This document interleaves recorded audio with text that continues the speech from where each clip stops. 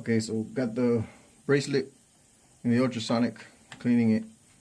We're gonna anneal the letters a little bit to be able to bend them, curve them to fit the ID bracelet better, just to sit on there when we're ready to solder.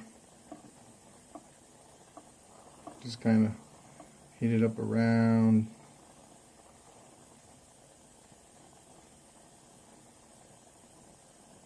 Try not to hit one spot too much.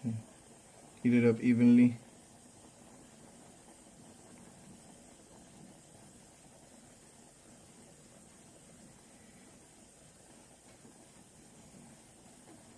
Not a high heat flame, just a little bit smooth flame. Just there you go. This just like that. That's what we want, and that's good. I'm gonna let it sit, let it cool.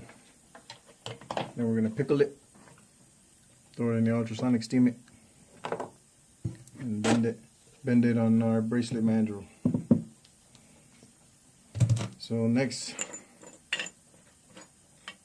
one should be putting solder on the letters, getting them ready to put them on the bracelet.